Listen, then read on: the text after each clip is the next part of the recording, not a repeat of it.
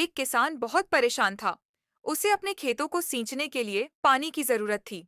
इसलिए वह कई दिनों से अपनी जमीन के आसपास किसी कुएं की तलाश कर रहा था।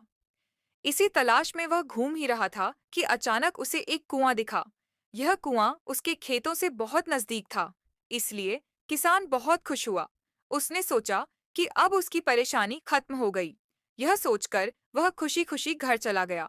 अगले दिन वह पानी लेने कुएं पर पहुंचा। जैसे ही उसने कुएं के नजदीक रखी बाल्टी कुएं में डाली, वहां एक आदमी आ धमका। वह किसान से बोला, यह कुआं मेरा है, तुम इससे पानी नहीं ले सकते। अगर तुम इस कुएं से पानी लेना चाहते हो तो तुम्हें इस कुएं को खरीदना होगा। यह बात सुनकर किसान कुछ देर रुका और फिर मन ही मन सोचने लगा कि अगर मैं इस कुएं को खरीद लूं तो मुझे कभी पानी की कमी नहीं होगी और न ही मुझे पानी के लिए इधर उधर भटकना होगा। फिर क्या था, दोनों के बीच एक रकम तय हुई।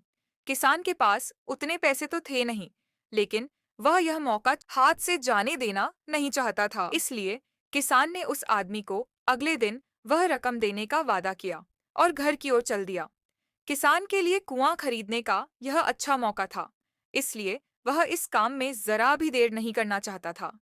घर पहुंचते ही उसने अपने करीबियों और दोस्तों से इस बारे में बात की और कुएं के लिए तय हुई रकम का इंतजाम करने में जुट गया। थोड़ी मेहनत और कोशिश के बाद आखिरकार उसने वह रकम जमा कर ली। अब वह पूरी तरह से निश्चिंत हो चुका था कि उसे कुआं खरीदने से कोई नहीं रोक सकता। जमा हुए पैसों को लेकर वह फिर घर चल दिया।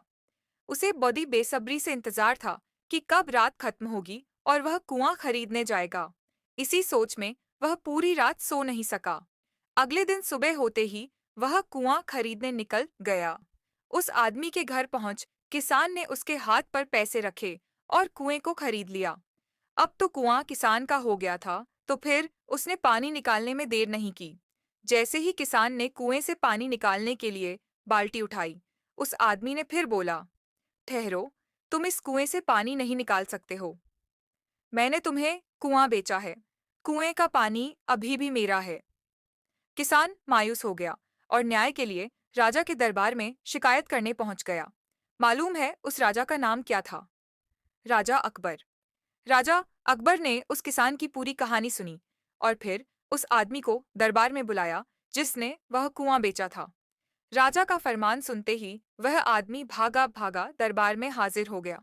राजा ने उससे पूछा, जब तुमने इस किसान को अपना कुआं बेच दिया, तो फिर इसे पानी क्यों नहीं लेने दे रहे हो? आदमी बोला, महाराज, मैंने इसे केवल कुआं बेचा था, पानी नहीं। यह बात सुनकर राजा भी सोचने लगे। उन्होंने कहा कि बात तो यह पते की कह रहा है, कुआं बेचा है, पानी तो नहीं। काफी देर सोचने के बाद जब इस समस्या को सुलझाने में वह नाकाम हो गए, तो उन्होंने बीरबल को बुलाया। बीरबल बहुत ही बुद्धिमान था, इसीलिए राजा अकबर किसी भी मामले पर फैसला लेने से पहले उसकी राय जरूर लेते थे। बीरबल ने एक बार फिर दोनों से उनकी समस्या पूछी। पूरी बात जानने के बाद बीरबल ने उस आदमी से कहा, ठीक है, तुमने कुआं बेचा, पानी नहीं, फिर तुम्हारा पानी किसान के कुएं में क्या कर रहा है? कुआं तुम्हारा नहीं है, फौरन अपने पानी को कुएं से बाहर निकालो। बीरबल का इतना कहते ही उस आदमी को समझ आ गया कि अब उसकी चालाकी किसी काम नहीं आने वाली। उसने राजा से फौरन माफी मांगी और माना कि कुएं के साथ उसके पानी पर भी किसान का पूरा अधिकार है। यह देखकर राजा अकबर ने बीरबल की बुद्धिमानी की तारीफ की और कुआं बेचने वाले आदमी पर धोखेबाजी के लिए जुर्माना लगाया। कहानी से सीख किसान और कुएं की कहानी से पता चलता है कि अपने आप को दूसरे से अधिक चालाक नहीं समझना चाहिए। साथ ही धोखा देने की आदत से भी दूर रहना चाहिए, क्योंकि कोई ऐसा भी हो सकता है जो आपसे भी अधिक बुद्धि का इस्तेमाल करना जानता हो।